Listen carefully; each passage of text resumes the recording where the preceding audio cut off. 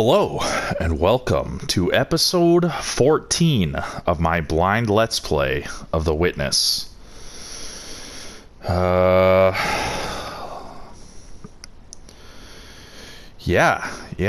did a few episodes yesterday. I'm only going to have time for one today. Not that it matters, but I just like sharing the thoughts on my mind. Makes me feel better.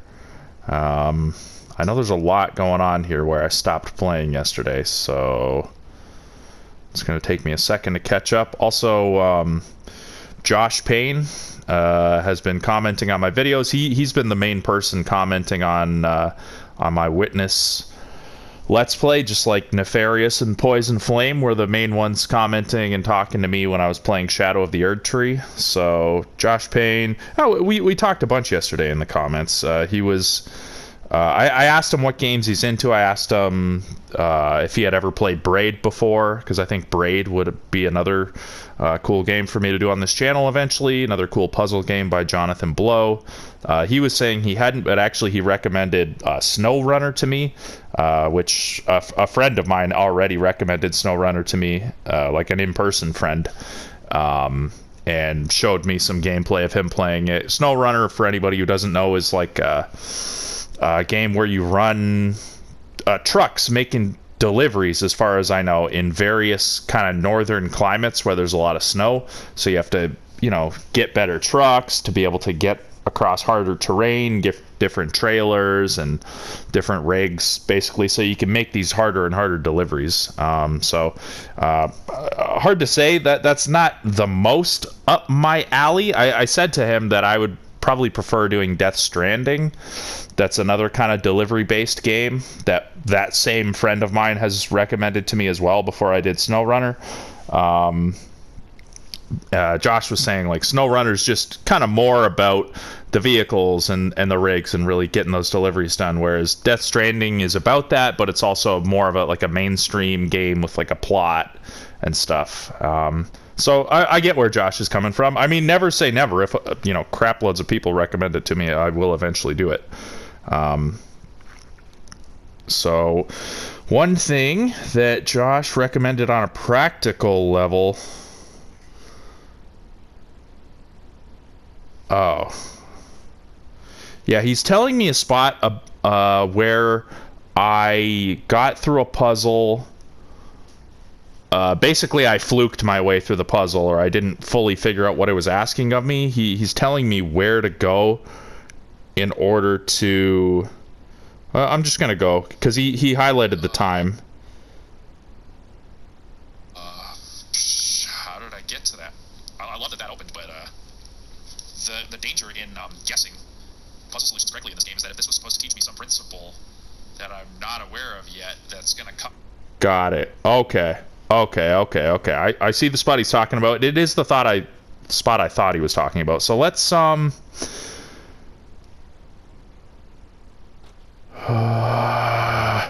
I have the boat, right?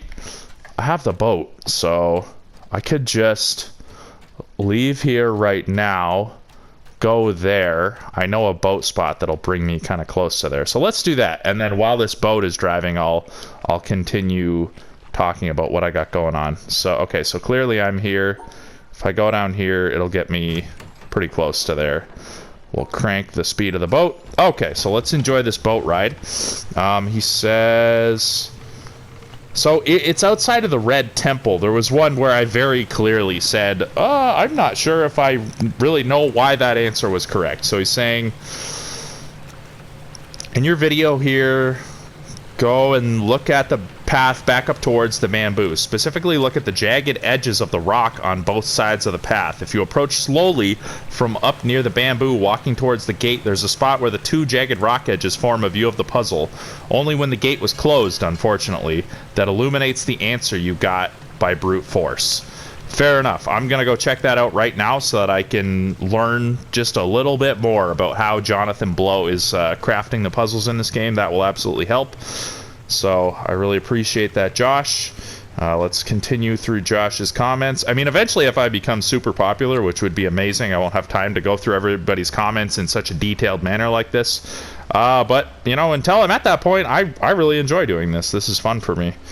actually interacting with people. So yeah, this one was cool, but it made me think, actually. So Josh says, my kids, 10 and 12, so he's got a 10-year-old and a 12-year-old, that are obviously watching with him, were super excited when I played the bit at the beginning of this video for them that their daddy had gotten a shout out from a YouTuber. So that was really cool. It made me think, well, okay, so one, that's really cool. Thank you for sharing with me, sharing that with me, Josh. Glad to, help you, look like a bit more of a cool guy in front of your kids. I don't have kids, but I'm assuming that's a cool feeling. It made me think, though, like the way he worded that makes me think maybe he's like not always watching with the kids, but maybe he is. I don't know. I never really considered kids watching my videos. I mean, I'm 38 playing video games, but obviously video games are technically kind of a kid's thing. So yeah, I never really thought about that. I mean, I talk about a lot of adult subjects. I have my videos set specifically as not for kids, so they don't show up on YouTube Kids, and so I'm not subject to whatever extra rules there are for kids videos. I mean, I swear a lot. I talk about adult subjects. Sometimes I get angry, sometimes I get depressed. So I mean, when I was a kid, like I was kind of at a weird age where my older cousins were like kind of older than me, and my younger cousins and my sister and everybody were like younger than me. I was kind of in a weird age where I often, when I was with family, I didn't have any other kids my age to hang out with, so I would sit at the table with the adults and just kind of listen to them shoot the shit and talk about adult stuff. I mean, obviously they, toned it down somewhat with a kid around, but I mean, they were drinking and smoking cigarettes, and they would get into certain things that I wound up not even understanding what they were talking about until later in life, right? So I don't know what to say about that, except, hopefully I don't do anything too egregious that, says something that kids shouldn't hear or anything like that. So that's just what that made me think of. Josh Payne commented on the beginning of episode 11, said, sadly, your voice audio didn't come through for the first 8 minutes or something. That's when my microphone on my Turtle Beach headset here was accidentally flipped up. I assumed that because the microphone is still pretty close to my mouth and I talk pretty loud, that I would be able to hear, or that you guys would be able to hear me regardless, which logically makes sense. But I'm guessing it has a function where if you flip it up into a certain position, it probably mutes the mic. That's probably a feature of it. So that's probably what I did. So that sucks. It was only 8 minutes. It sucks to lose the commentary, but it is what it is. There's nothing more I can do about it. Thank you for pointing that out to me, Josh, because I probably wouldn't have figured that out on my own. I don't go back and watch all of my videos front to back. So that's very much appreciated. I got to keep that in mind. He says, I have another couple this is on number 13. I have another couple of observations for you about the puzzles you've already completed to enhance understanding. Back in the area with pink trees with apples in them, the last two puzzles were teaching you to pay attention to broken branches and to think about the way things used to be or are supposed to be rather than simply how they are. I don't think I've even read this comment yet. It's a long comment, so I'm definitely going to read this because Josh Payne is kind of like my Jiminy Cricket of this game. He's kind of just helping me with little tiny hints here and there, which I think is great. I don't like spoilers, but I being 38 years old, I remember, and I said this a bunch in other Let's Plays of mine so far. I'll repeat it again. I really miss being a kid and a teenager and working on a puzzle game or an RPG or even a fighting game or something difficult, and you're sitting with your friends passing the controller back and forth and you're trying to figure it out together. So I like getting hints from people, not just going and searching up a guide and finding out the solutions, but having someone just kind of point me in the right direction. I think is great. Okay, so yes, the pink trees, I remember with the apples in the trees, and that would tell you which which ending on the tree-shaped line puzzle to go on, and then some of them had broken branches. This is all familiar to me. Go back and review those two puzzles if you don't remember, he says. Maybe I will, maybe I don't need to. Oh, you know what? I'm at my destination. Why don't I actually just go and review this last thing before he tells me another thing to review? So let's go very quickly over here. How's everybody doing today? I hope you're all doing extremely well. I had a bit of a bummer day. You know, sometimes there's nothing major going wrong in life, but just if enough annoying things or problematic things happen, they kind of stack up and kill my my propensity for joy, and then I'm just in a bad mood for a while. So that's kind of how I've been for a few hours. I had a long nap today. Well, one of it is I'm just not getting quite enough sleep. That's, you know, obviously my own issue. So yeah, but you know, I'm bringing myself back around. I do have the ability to get myself up out of a funk. What the? Oh, I've already done this. Oh yeah, that flipped that thing up so I could do a puzzle there. Right. So jagged rocks on the way to the gate. Jagged rocks on the way to the gate. I see one. Boom. Boom. Wow. Wow. Okay, I can see how that would have given me the solution. Thank you, Josh. Very, very cool. Okay, so let's take the boat 2 more stops. That'll get me closer to where those pink trees are, and that'll also, you know, make something happen on screen while I'm continuing to read Josh's helpful comments. So let's just run down to the beach. This is a really, really beautiful game. I talked about it several episodes ago, but this style of visuals is extremely popular now. It's kind of like overdone now, in my opinion, but it was really coming online back when this game first was coming around. There's one right there, right? Gotta use the PS4 zoom feature for a second. There it is, right?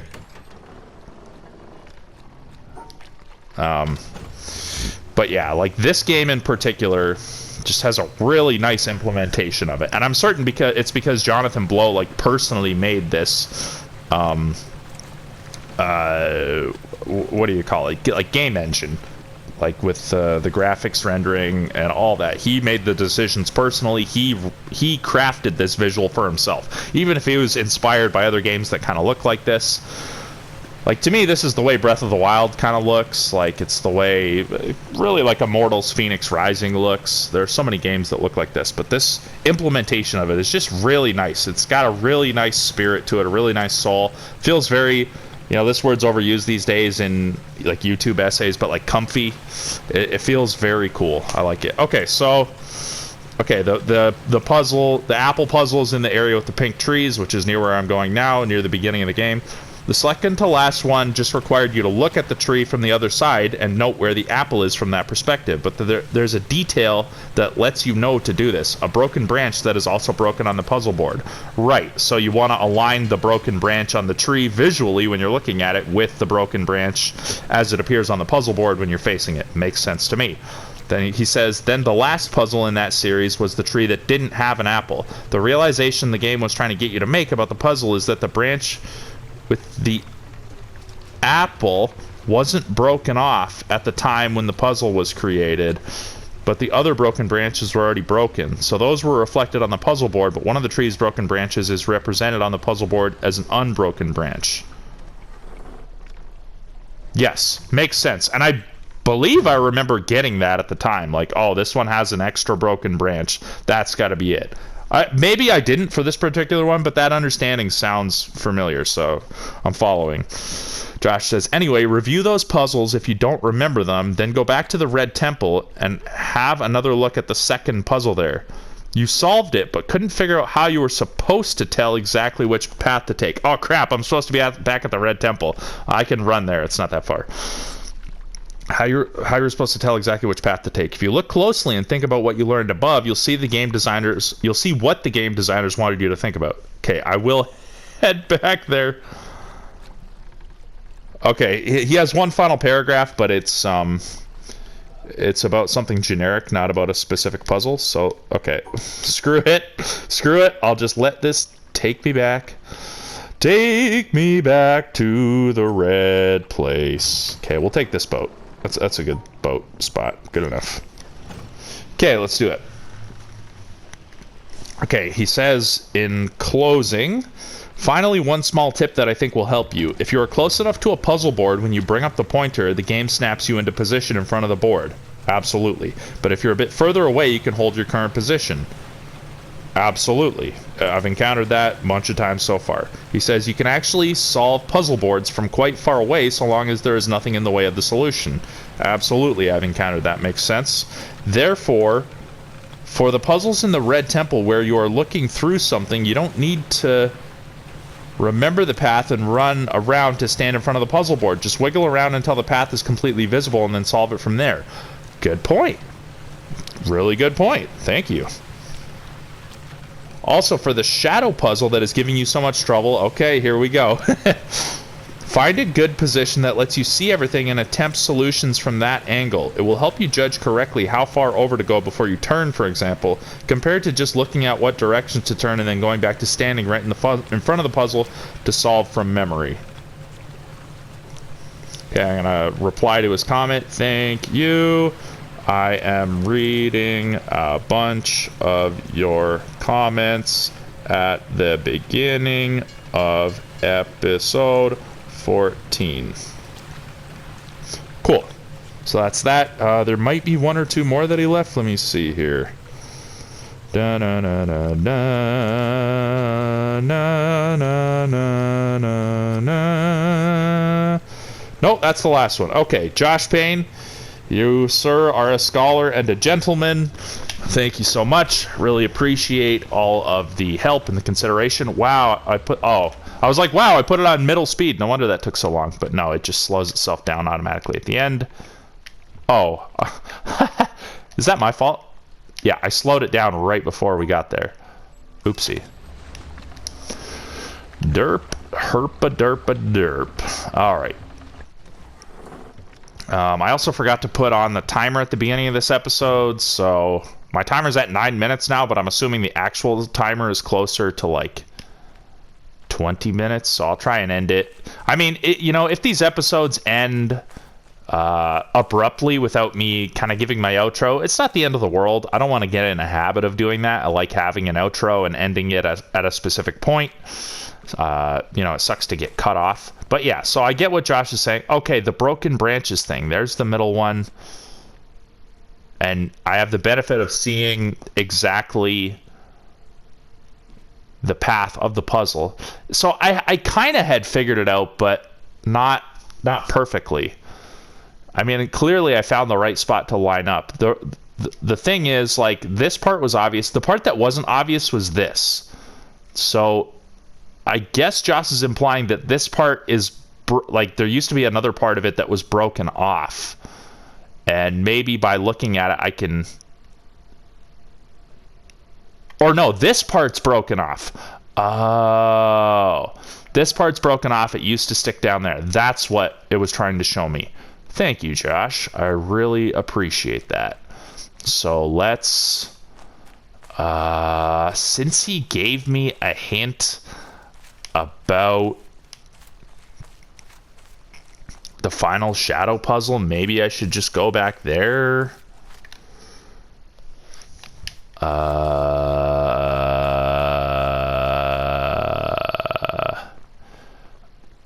Or do I go back to the place where I was? I mean, I'll just I am very keen to get on with those shadow puzzles, so I can go back there and do that. And while I am traveling, I mean, this really isn't a horrible spot for the boat to be, actually.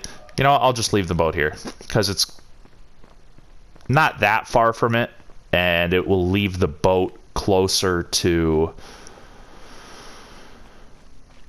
that other section with the docks and the planks. I was moving around with the yellow squares in the middle of them. Where I will be presumably going after I either do or do not finish this puzzle section. This whatever section. Dang it. Oh, sweet. Thank you for giving me that little bridge. What am I saying? Puzzle section. Shadow section. Yeah. This is one of the, I believe, 3 of these yellow square puzzles so far that just seems impossible to solve. Like, what the... I'm assuming I'm going to learn something else about these puzzles at some point that I just simply don't know yet. Yeah. No sense stressing over that right at the moment. Let's go and take a look at this puzzle.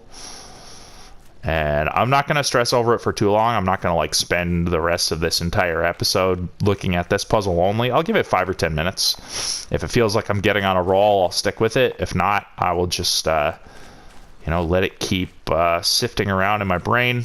Okay. So he said, try and find a spot. Like, don't just, like, you know, take a look at what I need to do and then get in front of the puzzle. He said, find a spot where it looks like everything lines up. And then... Can I get on here? Because that would be really convenient to have that height. I can't, unfortunately.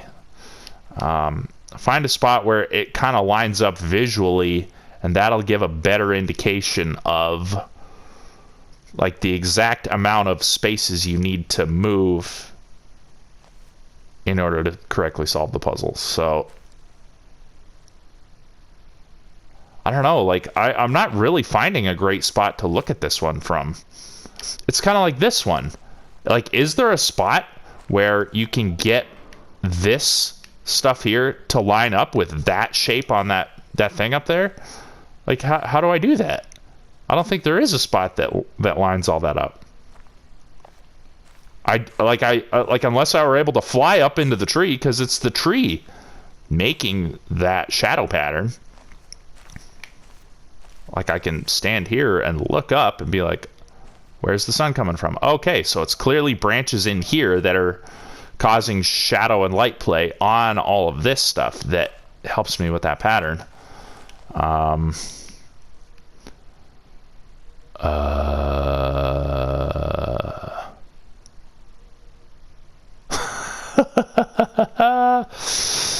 Oh man. Yeah, I need to be able to open the console and just like type in the hover code so I can just hover up about 5 or 10 feet. And then I would get an amazing angle on this. Oh,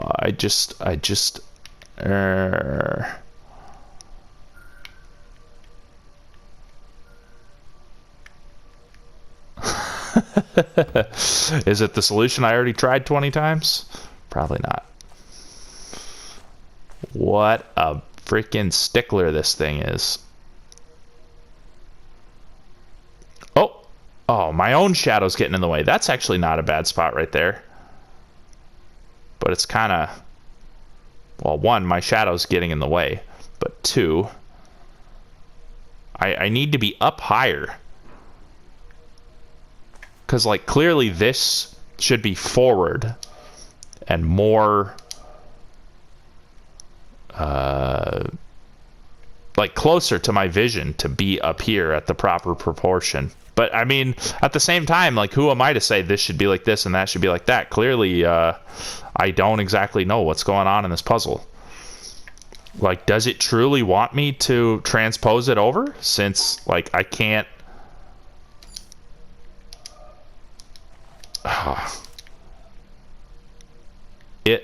Because it looks like it wants me to do bang, bang, bang.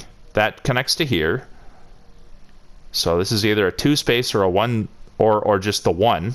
Like, it's either just 1 left here, or and then up, or 2 left and then up. But either way, there's another left after that. And it just makes so much sense that there's 2 starting points there. Like, I wish I could see if other ones had 2 starting points, but this is the only one so far that's had 2 starting points. Therefore, it makes sense, perhaps, that whatever's creating the shadows, some tree up above, perhaps got shifted over at some point. I mean, I don't see any visual indication of that having happened. But, I mean, that could be. That some branches got shifted over and it should have been here, but now it's here. But then again, they gave you 2 starting points, so... I mean...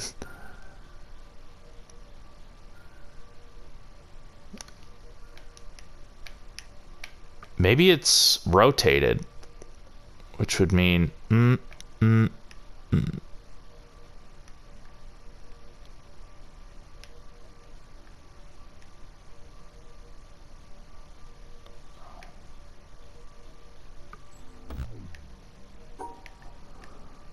never considered that. I don't know why it would be like that. I'll try the other permutations of this idea. Oh no, there are no other permutations. Those are the only permutations of that particular idea. So, okay, so I don't know. Like, yeah, I'm just guessing at this point, which is obviously not super cool. But if I get a guess right, then I can like sit here and try and back engineer and figure out why was my guess correct. Is that, oh crap. Is that little pattern there meaningful? That little lighter orange spot?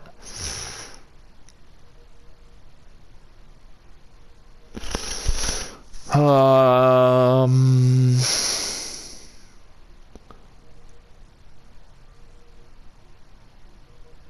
don't know. Okay, so I don't have what it takes for this puzzle just yet. So let's just run back to the boat. It's all good. Not gonna stress too hard over it. There's plenty of puzzles to solve on this island. I will eventually come back to it with a fresh mind, able to understand. I mean, at some point, just by guessing, I will eventually get it, because there are only so many combinations possible, and I've done, I would say, a fair number of them so far. Let's go down to the boat. Yar, 'tis a good boat. She is seaworthy.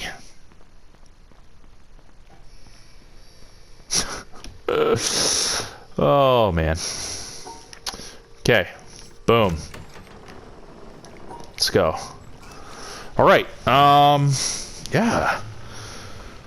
Oh, excuse me. Excuse me. Today is August 8th. Which, for some people is like, I don't know. Apparently there's some celestial event that happens kind of surrounding August 8th called the Lionsgate Portal. I don't really know too much about it. My mom and my aunt talk to me about it sometimes near August 8th. Other people I've heard talk about it. So if you're someone who cares about those kind of dates, I hope you're having an excellent day. I think stuff like that is cool. I don't put too much belief into it. I don't like, I don't let my life hinge upon things like that, or tarot cards, or other quote-unquote divination arts, zodiac, stuff like that. I find it interesting. I find a lot of stuff in life interesting without necessarily putting, all of my heart and soul into it. And I think that's a good way to be. Is that a pattern? What is that? Oh, wait. Oh, excuse me. Oh, excuse me. I mean, that looks like a giant... What is with all that yellow on the side? Hey, hey, hey, hey, hey, hey. Hold up. Hold up. Hold up. Yeah, I would need a higher vantage point, wouldn't I? Hold on. Is that one right there, too? Like, did I already pass the spot where this would have been viable? Let's put it on 1 speed. I don't think I'm going to get a better view as I do this. I think I'm going to get a worse view. So I kind of would need to turn the boat around. Let's turn the boat around and go at slow speed and see if at some point... Oh, man. Okay, stop turning, please. Okay. Maybe... Yeah, I mean, the boat's moving. So as the boat moves, hopefully... with a little bit more rotation, it puts this into a spot where my cursor continues down the path and I can have myself another nice little sparkly puzzle completed. I still have not gone up that mountain. I mean, that's got to be pretty recommended. There's probably something up there. Hey, what? This might be a thing where you have to do this on the boat, where the full puzzle isn't visible from one angle. And it had, like, see, now I wouldn't be able to get the start of this done because the first part is disconnected there. But as it turns, it'll perhaps reveal more of this puzzle to me and allow me to get to the end. I a little bit wish I'd put it on a speed higher than 1, but I'm committed at this point, so Let's just be patient here.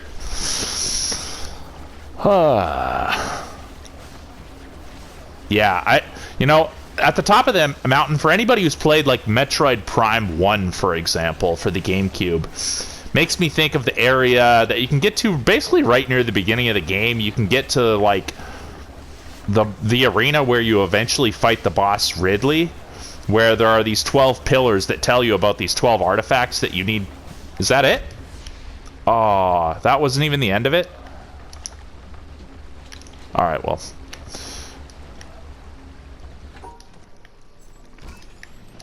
That, I would say, is a puzzle needing completion, but I don't know where else I could have gone on that.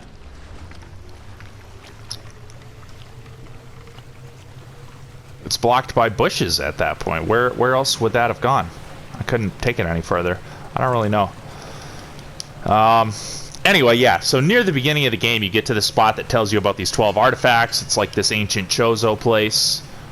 And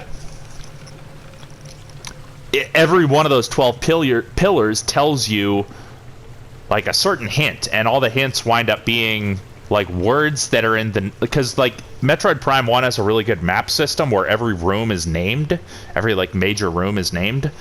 So all the 12 pillars tell you the names of the artifacts, and the artifact names are all in the names of the rooms. So it's like, I'm wondering if there's something at the top of the mountain that could like give me little hints or something about where else to go. And why is that one yellow? That one's confusing. Well, not confusing to me, but just it makes me curious. Okay, oh yeah, we've got a bridge here. That bridge finally completed itself. That's beautiful. Oh, there are other bridges to make. I see. I see. So we're not complete on our new bridge path here, but this will bring me back to somewhere I've been quite a bit earlier, I do believe. So that is cool. Yeah, there was nothing over here. Oh, I can go on those rocks, the boat. That's back up to another place where I'm stuck on another one of those yellow square puzzles that I clearly don't understand some aspect of. There's those puzzles here aren't turned on, possibly because of the ones up top that I haven't completed yet. Another spot to go down if I were to empty the water out, perhaps. But I believe there is more over here for me to do. Yeah, there is. Why is this platform not rotating anymore? It was. Oh, I see. Pink, blue, black, red. Yeah, it's like these are part of a giant line puzzle or something weird. I don't know. But okay, so I could...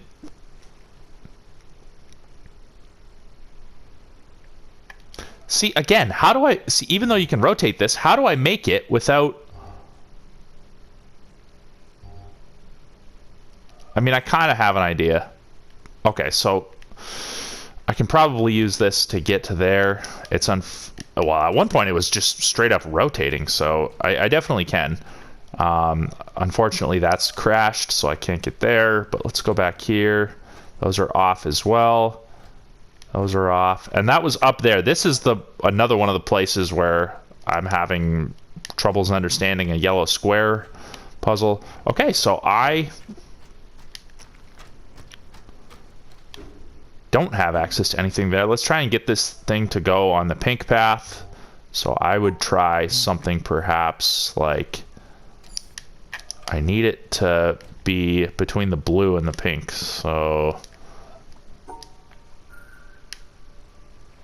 like maybe that's what it's expecting of you.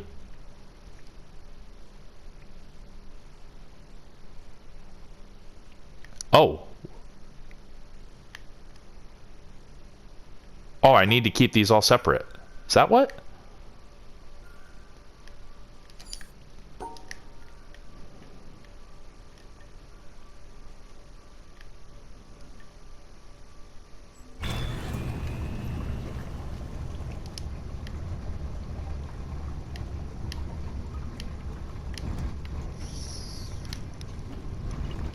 Let me see if I can hop off onto the black and then right back on. Yeah, absolutely. Cool, cool, cool. So I'll check out this pink section, see what I got over here. If there's nothing major over at this pink section, I am just going to head up the mountain. I'm just going to say screw it. Let me head up the mountain, or at least try to, and see what it can tell me. Okay. Another staircase down into the water. This water's kind of stagnant, not so fresh looking. Oh, crap. Oh, this is where that bridge could eventually come from. But I don't know how to raise it. I'm not seeing anything that would help me do that.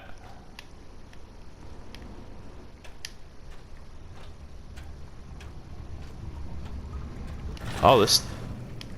Oh, it finally rotated. Okay. Okay, I mean... Yeah. Let's, I'll go back this way. I don't remember exactly where this section even is or how I got to it. But I think it's near the mountain when I finally get back up. Yeah, this gate, this puzzle, where I'm also just flabbergasted, totally unsure of what I'm supposed to do. Right. I made the other solution for the other side of that. There's that gate. There's that other stairway down. Oh. Oh, man. Oh, I'm not moving that. I wish those platforms moved a little faster. Okay. I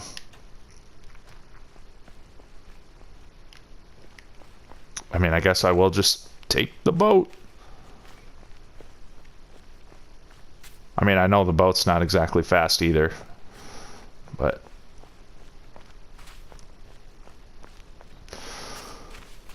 Whatever. And then let me, while I'm here, assess. Okay, so... Yeah, there are 2 more boat landings that I need to land at as well. But for now, let's just go here, try and run up the mountain. And actually, on the way over, I can reattempt that yellow puzzle on the mountainside.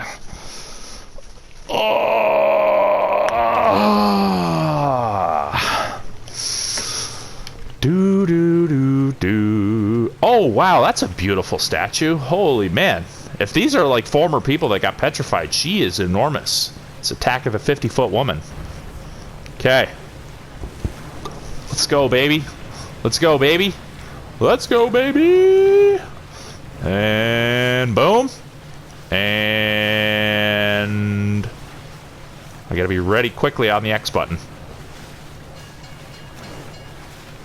Oh my goodness. No way. No friggin' way. Oh, come on. Please give it to me. Please give it to me. Oh, I need to be turned more to the right. Give it to me. Come on. Please, please, please. Wow. Where did they fly off to? I mean, that's epic. That was a really epic puzzle. Very, very interesting. Like this island couldn't have just been designed by like former, like a former civilization of human beings. Like that couldn't get designed by a human being. I feel like it has to be like some kind of ancient, you know, gods or super high-tech aliens or something. I don't know. That was crazy. Okay, let's get around the side of this mountain. I believe I can go this way. And this led me nowhere, right? This did not lead really too far up the mountain, as far as I can recall. Yeah, I remember that pillar. How many do I have filled in on that? My goodness, there are a lot of them. Oh my goodness gracious. Yeah, dead end. Alright. So let's continue around this way. She'll be coming round the mountain when she comes. She'll be coming round the mountain when she comes. She'll be coming round the mountain. She'll be coming round the mountain. She'll be coming round the mountain when she comes. So I have not I don't think I've taken this path. I think this is the path up the mountain that I just have never taken yet. Okay, we've got a beautiful lady here that standing on top of her head and her hair. She's got a chunk out of her arm. That's kind of disturbing. That looks like maybe it's attached, so perhaps these weren't carved out of one piece of rock. They were assembled? Is that likely? That kind of, yeah, it looks like an action figure. So that kind of blows my theory out of the water that these are like people that got petrified. Unless they're robots that got petrified. Okay, so that's a very cool, important looking spot. Should I continue up the mountain? Is there a dot puzzle here that I can do? Oh no, that's, I mean, maybe. Never know.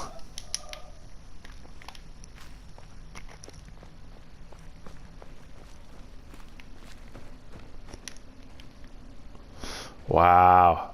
So I guess there'll probably be a lot of dot puzzles to be done from up high on this mountain. Oh, snow.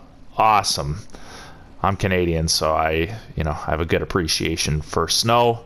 I always like to see it in video games. Makes me feel represented in a way.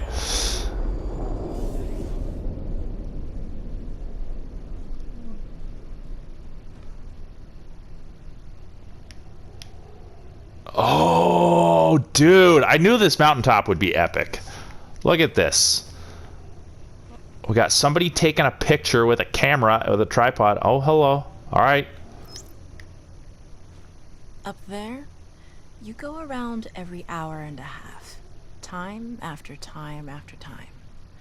You wake up usually in the mornings, and just the way that the track of your orbits go, you wake up over the Mideast, over North Africa. Talking about as you eat breakfast, orbiting the Earth. You look out the window as you're going past, and there's the Mediterranean area, and Greece, and Rome, and North Africa, and the Sinai, the whole area.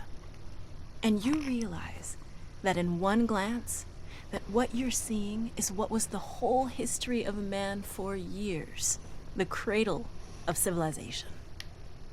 And you go around down across North Africa and out over the Indian Ocean, and look up at that great subcontinent of India, pointed down toward you as you go past it. And Ceylon off to the side, Burma, Southeast Asia, out over the Philippines, and up across that monstrous Pacific Ocean. Vast body of water. You've never realized how big that is before. And you finally come up across the coast of California and look for those friendly things. Los Angeles and Phoenix and on across El Paso. And there's Houston. There's home. And you look, and sure enough, there's the Astrodome. And you identify with that, you know? It's an attachment. And down across New Orleans, and then looking down to the south, and there's the whole peninsula of Florida laid out. And all the hundreds of hours you spent flying across that route, down in the atmosphere, all that is friendly again.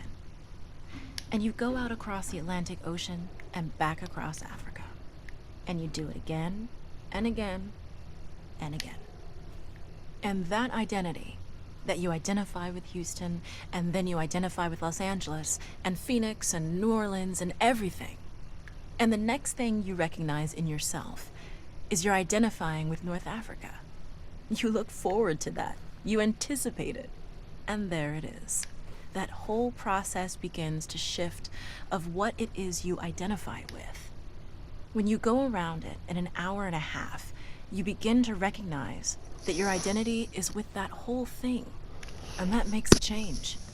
You look down there, and you can't imagine how many borders and boundaries you cross again and again and again. And you don't even see them. At that wake-up scene, the Mideast, you know there are hundreds of people killing each other over some imaginary line that you can't see. From where you see it, the thing is a whole, and it's so beautiful. And you wish you could take one from each side in hand and say, look at it from this perspective. Look at that. What's important? And so a little later on, your friend, again those same neighbors, another astronaut, the person next to you goes out to the moon. And now he looks back and sees the Earth not as something big where he can see the beautiful details, but he sees the Earth as a small thing out there. And now that contrast between that bright blue and white Christmas tree ornament and that black sky, that infinite universe, really comes through. The size of it, the significance of it, it becomes both things. It becomes so small and so fragile, and such a precious little spot in that universe that you can block it out with your thumb. And you realize that on that small spot, that little blue and white thing is everything that means anything to you.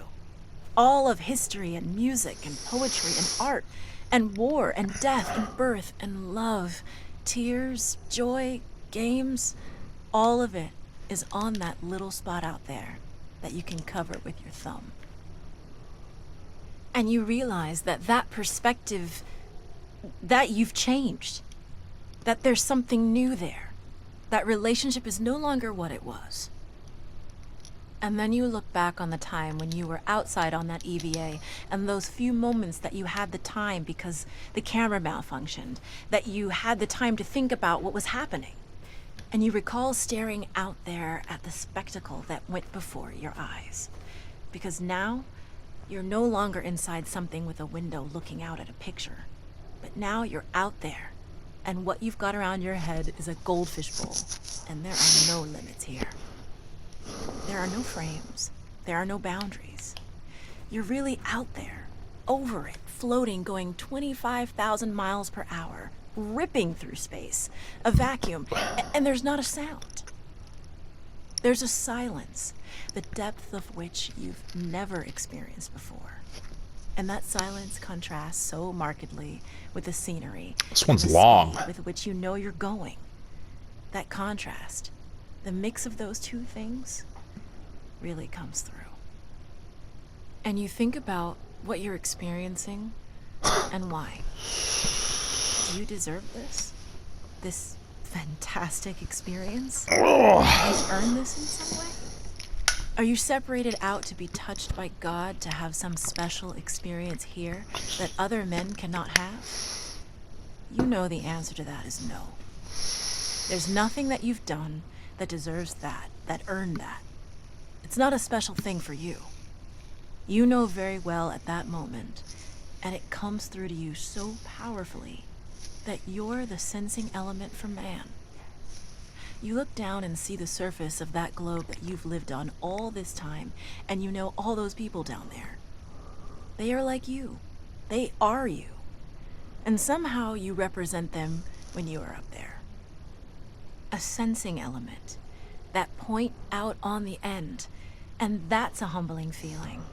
It's a feeling that says you have a responsibility. It's not for yourself. The eye that doesn't see does not do justice to the body. That's why it's there. That's why you're out there. And somehow you recognize that you're a piece of this total life.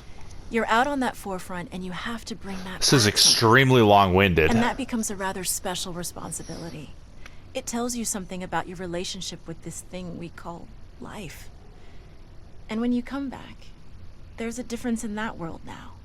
There's a difference in that relationship between you and that planet, and you and all those other forms of life on that planet, because you've had that kind of experience. It's a difference, and it's so precious. All right. And all through this, I've used the word you because it's not me. It's not Dave Scott. It's not Dick Gordon, Pete Conrad, John Glenn. It's you. It's us. It's we. It's life. It's had that experience. And it's not just my problem to integrate. It's not my challenge to integrate, my joy to integrate. It's yours. It's everybody's. You're kind of hitting me real hard on the head with the sentiment you're trying to get Russell across Schweiker, here. 1975. Thank you, Russell. Russell Schweikart. Oh my God. Okay, I appreciate what it's trying to say. It's a big thing on life, and you know, it aligns beautifully with the perspective you get on top of this mountain. Like, you can see so much. You realize the grandiosity of it all. You realize that, you know, there's just so much life out here, and that you get this perspective that we don't need to be fighting over things, and there's so much beauty. Why wouldn't we all just get along? I get it. Man, that was long-winded. But I didn't want to interrupt it, you know. Jonathan Blow hasn't included a ton of these little speeches and poems and whatnot, so I figure they're all important. I should give them all their due. But anyway, I have a bunch of things in my head now. One is, glad I got that. 2, this is the same shape as that. 3, looks like an archaeological dig going on up here from people that are at modern-ish technology. They've got laptops, they've got cameras, they've got like chisels and stuff. They're wearing nice clothing. These two are arguing over something. Don't push that guy off the mountain, please. I noticed this beam is also flashing between yellow and blue. So 2 of them are yellow-blue. These guys are carrying a big, important-looking box. Looks like I cannot complete this puzzle until I get that moved. So really all I've got to do up here that I haven't done already is do this and see what happens. So let's do it. Which is in the exact same shape as that, by the way. I don't know what the significance is of that. Maybe it'll open something down there on that river.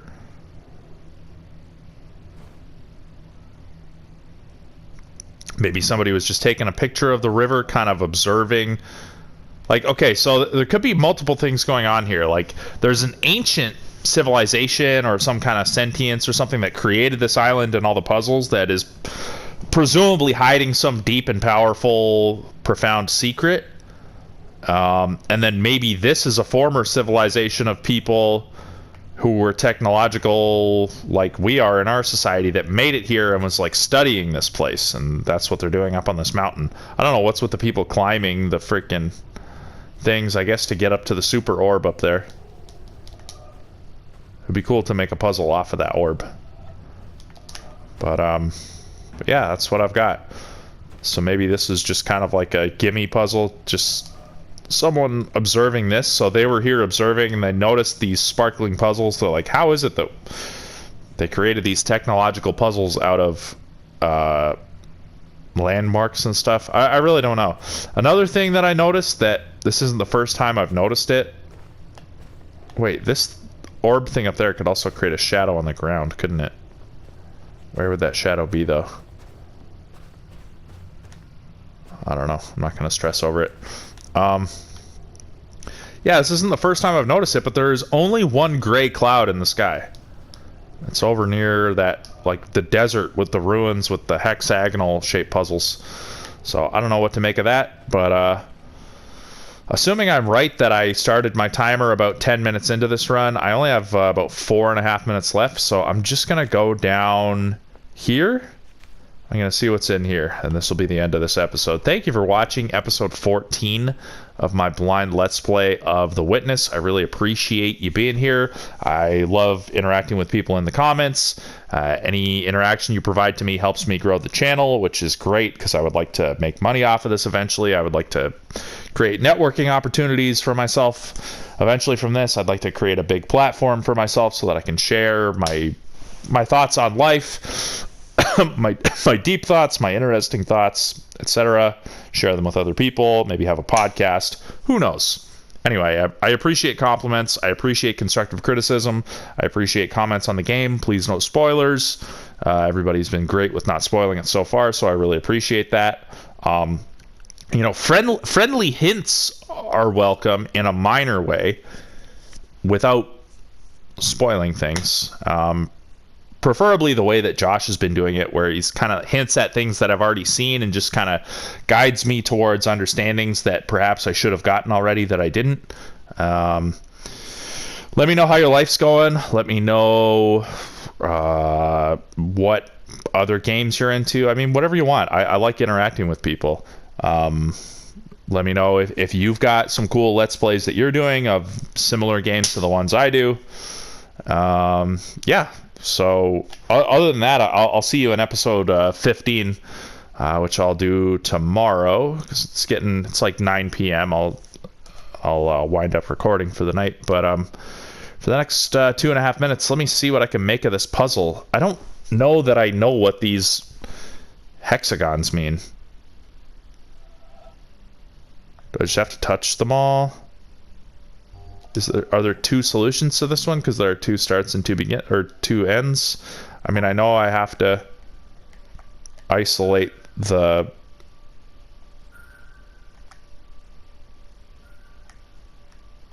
Crap. Oh, this is another one with the blockages. Like, what the heck is that? Why does it block you at certain spots? I was thinking at first, like, oh, you can only make a certain length of puzzle, but that's not it. Look how far I can extend it. And it's not always the same spots that block you, because look, I can go through there now, but if I come from here, like, I'm blocked. I can't get... I don't understand what's going on. And yeah, there was another puzzle like this, and I don't understand it.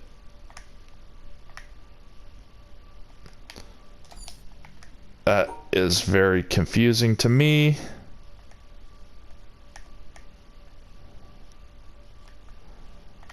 I have no idea what... I have no idea what is going on. So, whatever. I'll just end the episode.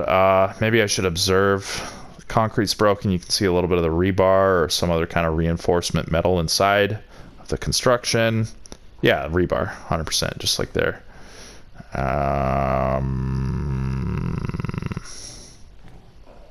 God, I bet there's something cool going on inside of here.